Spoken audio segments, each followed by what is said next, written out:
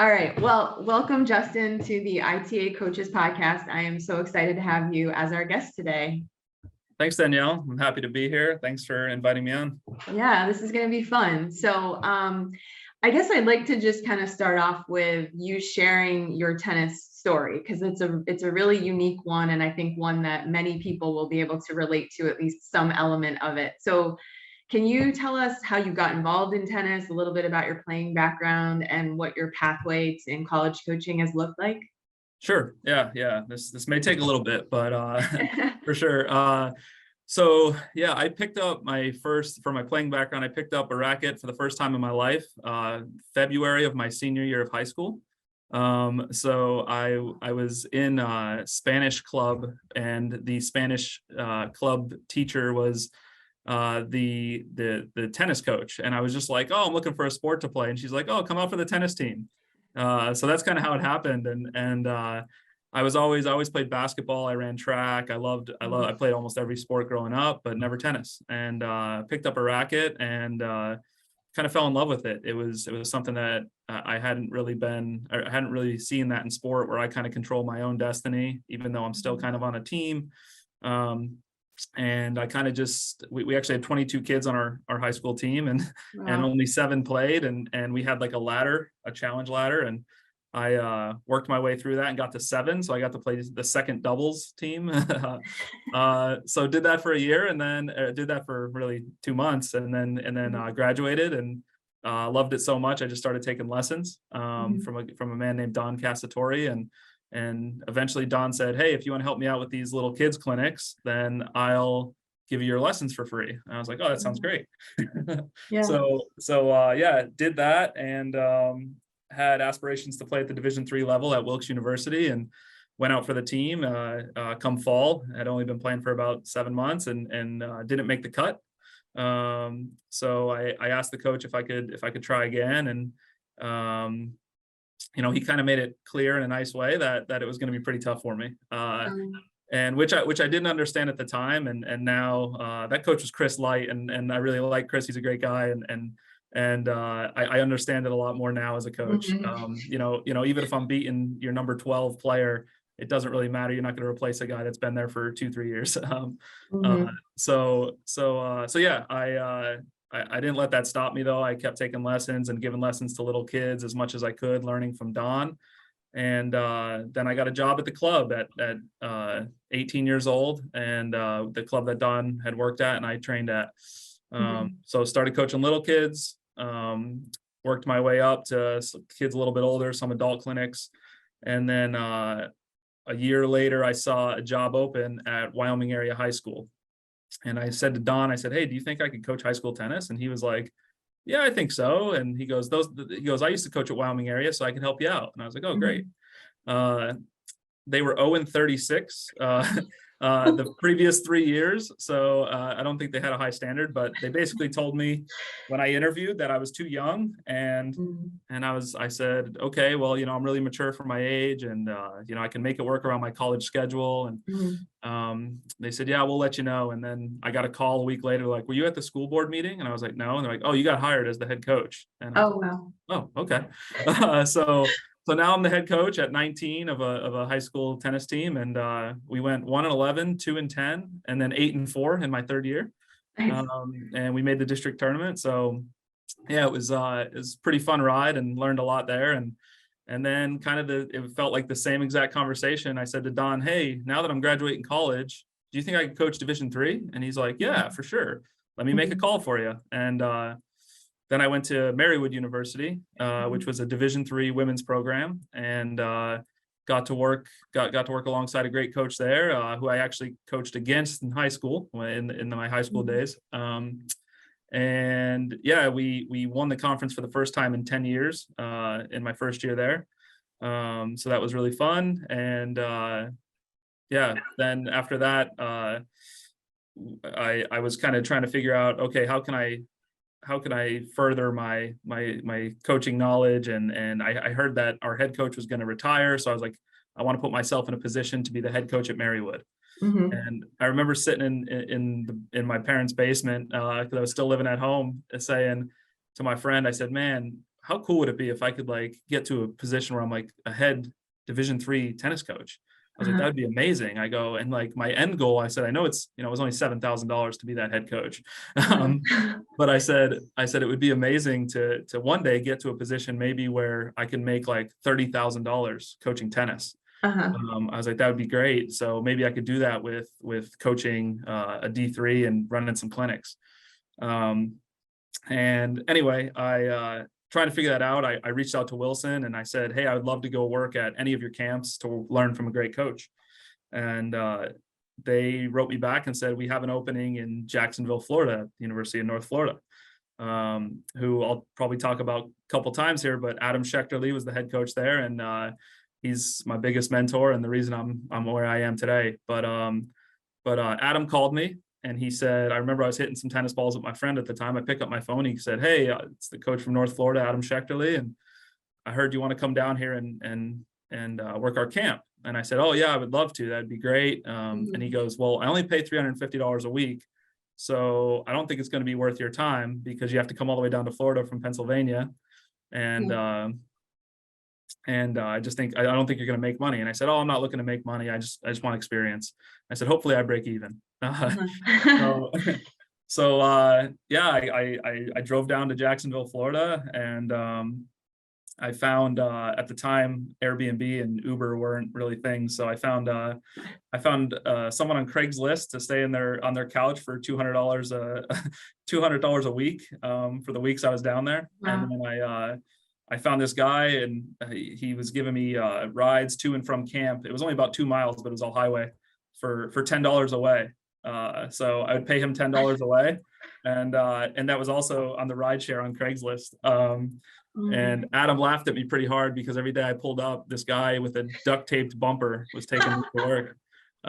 So he would laugh pretty hard at that. But yeah, Adam, the first time I walked through the door, it was for the staff meeting for camp. And Adam's like, no way, you're here? And I was like, yeah. He didn't believe it. Yeah, he's like, I did not expect you to show up. Oh So my gosh. he's like, oh, it's the guy from Pennsylvania. So, but obviously at this point, I coached some high school and 1 year D3 women, and I didn't know much, but Adam took me under his wing and really taught me a lot, and also just instilled a lot of confidence in me with giving me my own courts. And one day he said, well, one of the days of the 3 weeks I was there, he said, hey, you can coach D1, but because of your playing background that is non-existent, you're gonna have to volunteer. And he knew that with playing background was non-existent because he put me up against a 12-year-old at camp and I lost.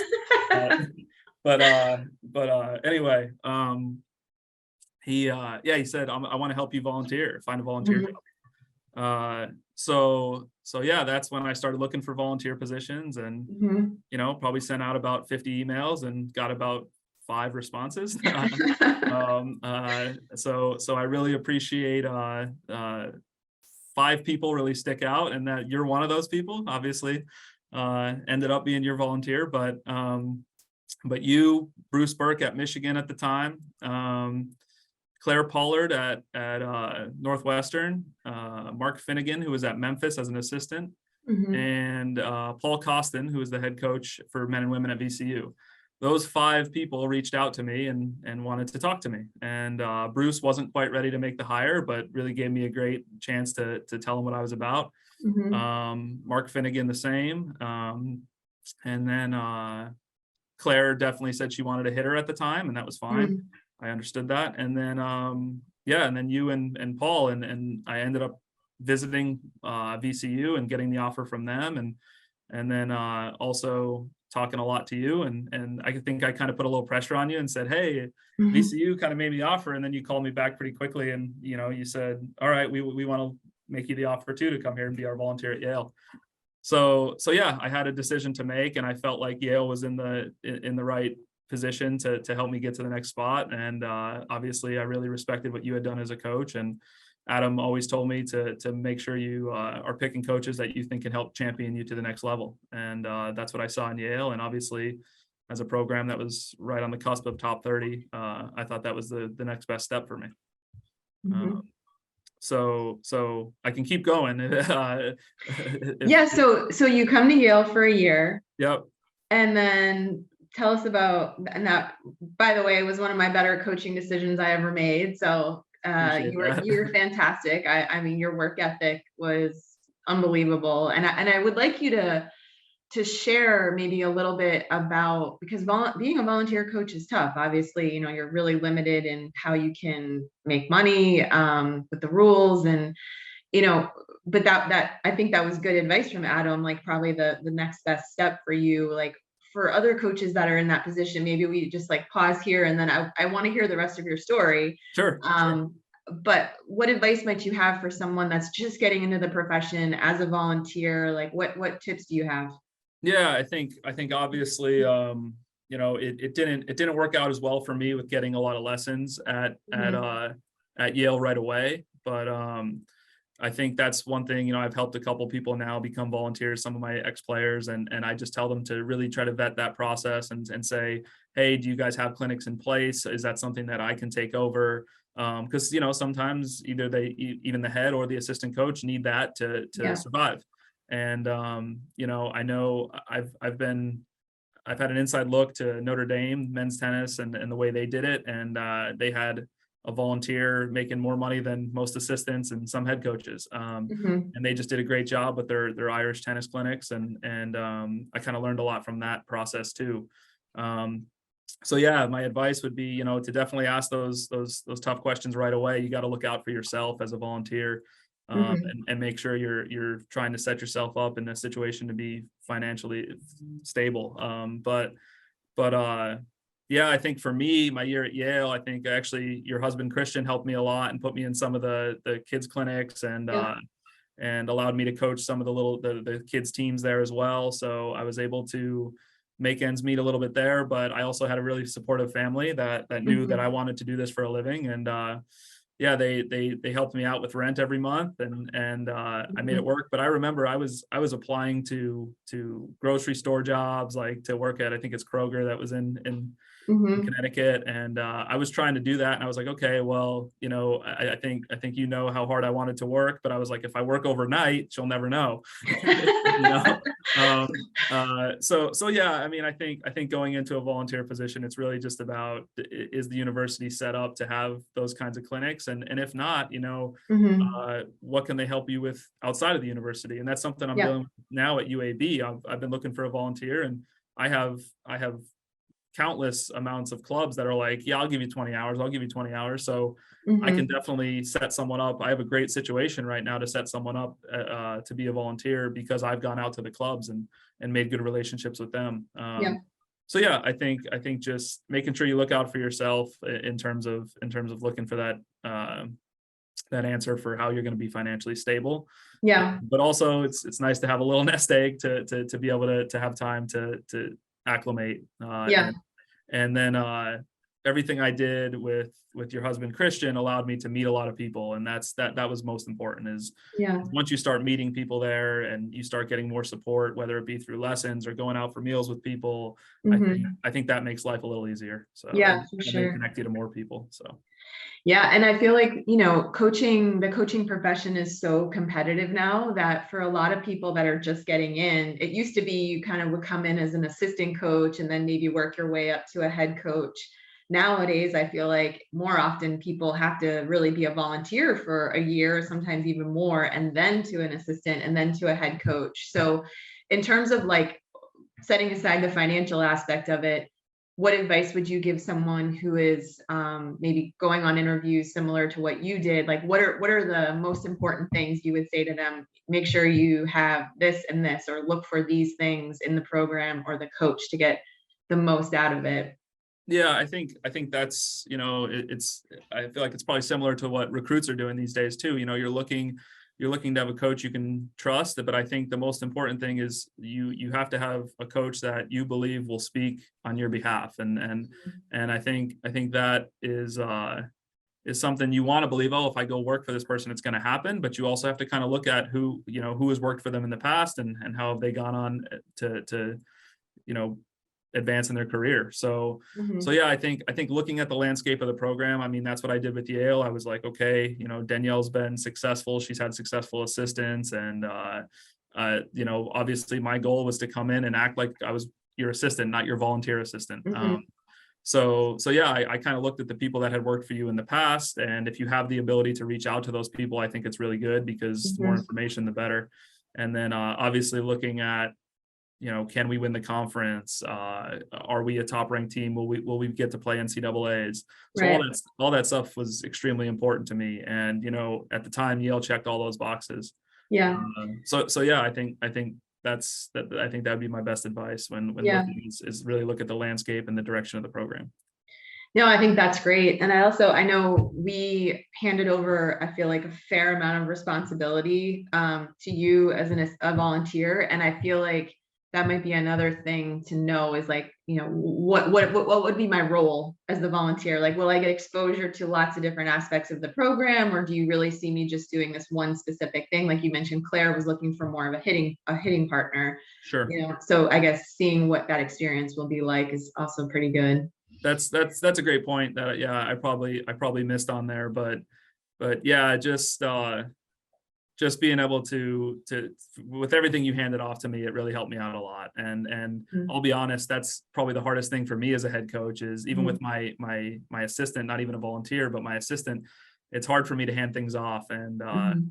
I really appreciate that you were able to do a lot of that to me. And I think you mentioned that on some of our calls too. You're like, hey, you're going to travel. That's the other thing too. Some don't Yeah. travel, some don't get the gear, some don't. So, and that's just sometimes a budget issue, and you have to Yeah. understand that going in. But and there's perks to that too. You can stay on campus with the guys that are there and work with them Mhm. when the Mhm. team's gone. But yeah, you told me I'd be full go, and I did. I got to see a lot of universities that I've never seen before, and I got to coach against some of the best coaches in the country right away. And you gave me a lot of freedom to not only be on court, but also do a lot of things in the office that helped advance my career pretty quickly. And we're always open to questions. So yeah, that's a big piece of how much are they willing to hand off. Yeah. Something I should learn from my own experience. I need to hand off a It's little hard to more. do though, trust It, me, I know. it is. Okay, so you're at Yale, you wrap up that year, and take us to your next stop, and how do you get there? Yeah, so next stop was Williams College, back to Division III. But Mhm. I spent all my summers for about 4 years after North Florida at Notre Dame, and one at Northwestern, actually, with Arvid Swan. Mhm. Um, and basically I was at Notre Dame, and I remember getting 2 interviews that summer, and one was for the assistant job at Harvard, and the other one was for the and that was for the women's side. And then it was the assistant for men and women at Williams College. Mhm. And I knew nothing about Williams College. And then as I researched, I realized that, Allison Swain had won 1 billion national championships. So it's probably someone good to connect myself with. And Dan Greenberg had won a national championship himself and had the team always in the top 10. So did the interviews on the same day in a dorm at Notre Dame. I did 2 interviews on Zoom or Skype at the time. And honestly, I just felt better right away about Williams. So I took my name out of the hat at Harvard right away, right after the interview. I was like, it didn't feel like the right fit for me at the time. And people might think, hey, that's crazy. You had an assistant interview at Harvard. And I just decided, I don't know, Williams seemed like the right place. And I remember second guessing it and talking to Adam, because he was at Notre Dame at the time. And Adam's like, oh, I think it's the right fit. I think you're going to do great there. I think you guys are going to be the best team in the country every year. And I looked at him and I said, actually, I can go win a national championship. That's pretty cool. Yeah. And I said, I'm going to go do that. And I called Allison and Dan, and obviously they had made me the offer a couple of days later, and I called them and accepted that offer. And that was the best decision I've made, I think, in coaching, because I connected with 2 extremely great coaches.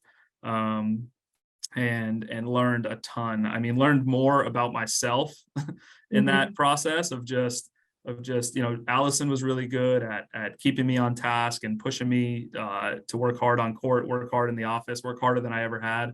And Dan was good about, taking me out. We'd go on walks. Like, our office time was, we'd go on walks, and he would just play devil's advocate all the time. And that was so good for me, because he didn't necessarily disagree with me, but he would disagree with me just to see my thoughts work from the other side of it.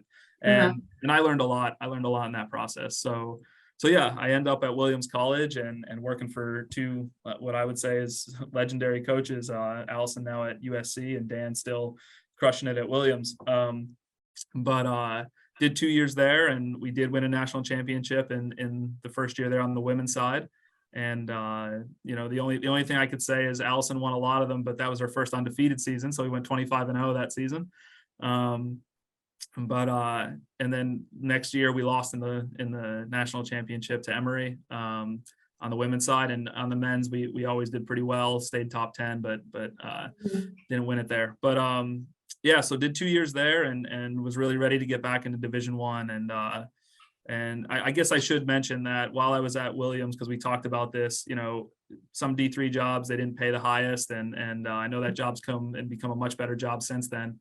But, you know, I was working as a bartender as well. So yeah, a lot of us assistants at Williams had second jobs, and I was working as a bartender at night. So, you know, it's just I kind of always have to do what you need to do to make it work. But yeah, did that 3 nights a week and made good money to be able to continue working towards my dream. So then yeah, I started looking at Division One jobs, and I remember it's actually funny. I called Colin Foster, who is the women's Wichita State coach, and I said, you know, I called him and asked him about the job because I had a connection to him and about the head job, and he had said, "Oh, we're getting interest from SEC assistants," and it's like, okay, I'm out. So looked around a lot for jobs that summer. Interviewed for the women's head job at Seton Hall. Ended up going against an NCAA All-American for that job. So she from UCLA, so she beat me out there, and then had an interview at Bucknell, and had a D2 Armstrong Atlantic, which doesn't exist anymore. But went on the interview to Armstrong Atlantic, and just didn't seem like the right fit for me. Great program. They had won a lot in D2, but it just didn't seem like the next best step from Williams. And then had the interview at Bucknell for the head job, which I really, really wanted. It's very close to home, and I thought it was a great opportunity for me. And as I went through the process, it just took some time, and then all of a sudden I get a call from Danny Bryan because he was looking for an assistant at Wichita State. And at first I was like, man, I was looking at the head job. Now I'm going to go be an assistant out in Wichita. Where's that? You know? So I only knew them from basketball and all the success they had there. But yeah, Danny called me, and I think the thing that really sold me right away is Danny cared so little about my playing background. And I still, to this point, after winning a national championship with Williams and you know, being with you as a volunteer, I still had a lot of people just say, you know, oh, you didn't play, you know, we still want even our assistant to be a hitter, and still had some troubles and had a lot of no's for sure. So Danny was just he was like, I want to know how you've gotten to the position where, you know, a coach from North Carolina, Notre Dame, and Yale and all these players calling me, telling me, hire this guy, you know, and I want to know why, because you didn't play junior tennis. How have you made those connections? So I went through my story and just told him kind of everything I've told you guys today. And he was just so intrigued by it. He's like, okay, this guy's looking to work, and I'm a new head coach. It's my first time, and I want a guy that's looking to work hard.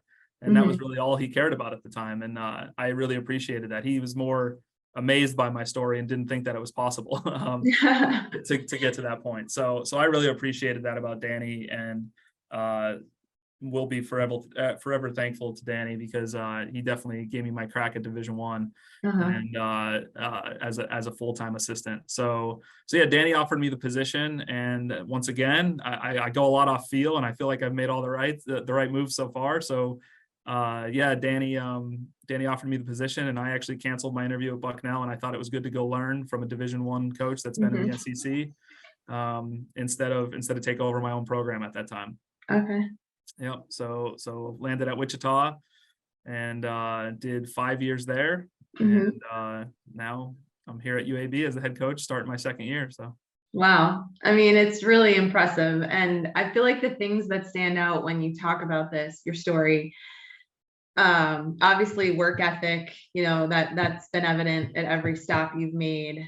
But there are a lot of hardworking coaches out there. I feel like what the other thing that stands out is just your willingness to put yourself out there and to really make connections with people, and like genuine connections, and like whether it's starting back with Adam at North Florida, I mean, just, the pathway you've taken. So can you talk a little bit about that? Like, what do you think in terms of making connections and really investing in your own professional and personal development? What advice would you give coaches there? Yeah, I think in this business, that's networking's number one. I think that's what helped me the most, and that's what Adam kept saying. Adam told me all the time, get on the phone with coaches, call people, email them, ask for a half hour of their time. Mm-hmm. And I did that. I did all that, and absolutely the number one thing that's helped me the most, not just to learn more about myself and how I wanted to be as an assistant, because I would ask those questions. Hey, how do you like your assistant to be set up? What should they be Mm-hmm. doing for you? But then at the same time, I would be connecting with people who could not only give me these great answers, but also be a resource for me down the road. Mm-hmm. So when I was at Williams, I shadowed Sam Paul and Trip Phillips at North Carolina. I went down for 2 weeks in January because in D3 we weren't allowed to start till February.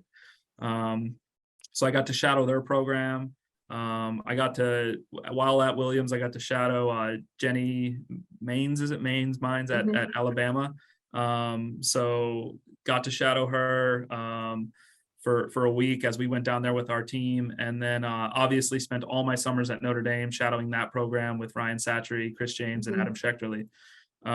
So did all that, and had a couple other stops along the way where I just met a lot of people, but also got on the phone with Brian Calvis and asked him a lot of questions about how he wanted things set up for his assistant. And so all these great coaches have been great resources for me along the way. So Mm-hmm. yeah, I've done that countless amount of times. I can keep going on with the connections I've made, but that's what's been great for me is before I was exposed to Division I tennis, I had a great network in Division I because I Mm-hmm. just called, and that's the thing I think young coaches need to know is coaches want to share their story and they want to help.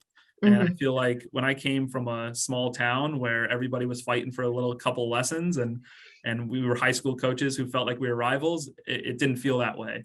And I Mm-hmm. wasn't ready for that initially, but Adam made me ready for that. He told me, hey, you need to reach out to coaches. They're going to help you.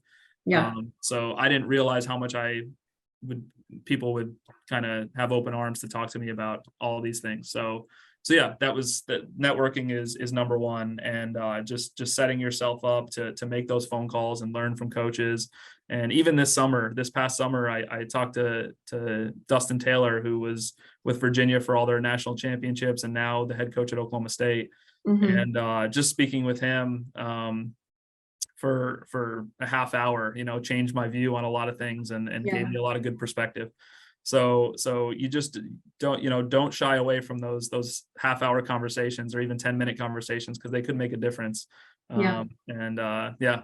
For No, sure. that's awesome. Always be eager to learn, I guess, Yeah. it's really important. So, okay, so you've coached high school tennis, college tennis, Division I, Division III, men, women. You've kind of done it all, been a volunteer, an assistant, and now a head coach.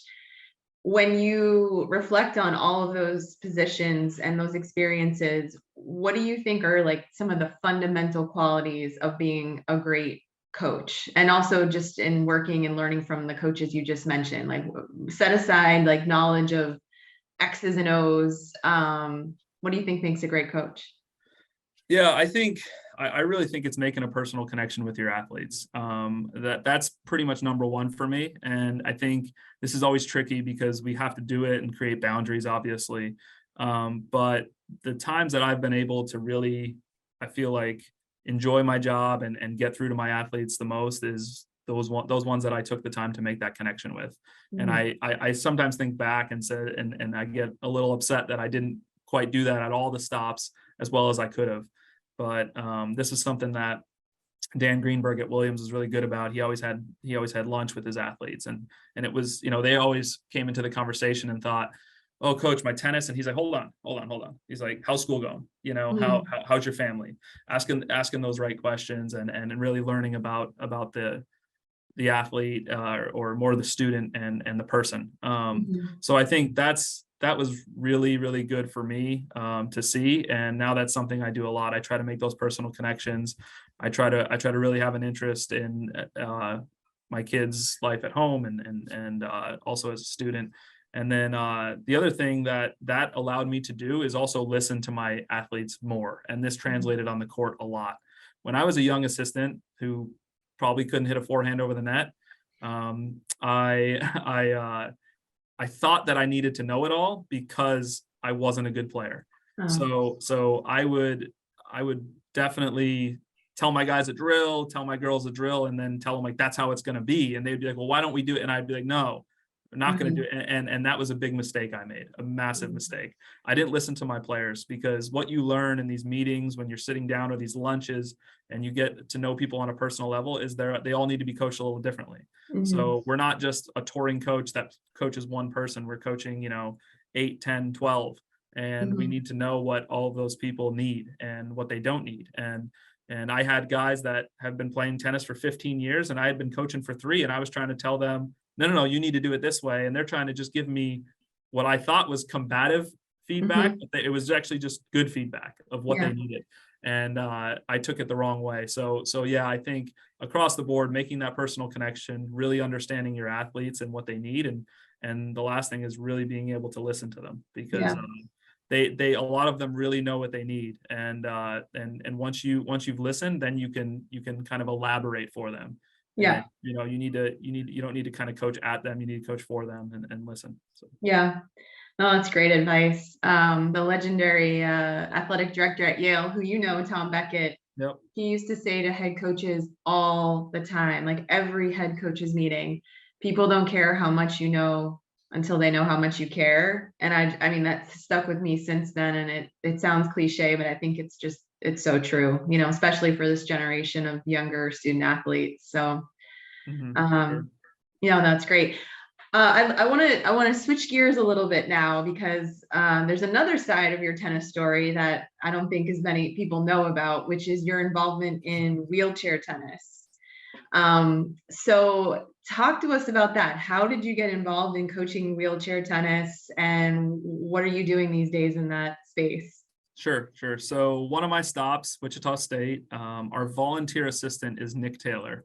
And Nick Taylor is a now retired wheelchair tennis player. And he, man, I can't even remember. I think he's got 3 or 4 gold medals. He's got a bunch of US Open titles. He's been to every Grand Slam. He's been to multiple Mhm. Paralympics, obviously. But he's very established in the wheelchair tennis realm. And he kind of, obviously, I started seeing him play, and he was still training when I was at Wichita, and I was really intrigued by it, and would hit with him some. And then he said, I started this kid named Casey Ratzliff here. He's a kid from Wichita. And I Mhm. started him when he was 12. And at this time he was probably about 18. And he said he's been working with a different coach, but that coach is kind of running out of time for him. And he's running a whole, club on his own. So he's like, I think it'd be good for you to meet him. And it's my second year at Wichita. So I remember Casey wheeled out to the courts, the 18-year-old kid, and I started hitting with him. And I understood a little bit about the game from Nick and the year I spent with him, but Mhm. not a ton. And just it turned out that I just kind of hit with Casey once a week for a couple weeks. And then it was like, okay, can you hit twice? Can you hit 3 times? Okay, what do you think about going to a tournament with them? And that's kind of how that happened, how I got into it. And then with Casey, it's been a great ride. When I met him, he was 33 in the world, and now he sits at 16 in the world. He's the number one American wheelchair tennis player. And it's important to know that there's 2 divisions. There's a quad division, which is a higher level of disability, which Nick Taylor played in, and there's the men's and women's open, which is just a lower level disability, but Mhm. still confined to a chair usually. Um, so Casey's he's got a lower level disability. He was born with spina bifida, but he's a lot of people think they have to baby Casey, but Casey's stronger than me up top, and you know, he can get around pretty well on his own, and he can hit a tennis ball just as hard as me or harder than me. And it's been really great coaching him for the past 4.5 years now. Actually, we're almost on 5 years. He moved here to UAB with me, and he became a volunteer on our staff. So he's a volunteer assistant here, and helps us out with the program when he's in town. But he travels to all over the world to play tennis, just like all the people touring on the ITF tours now.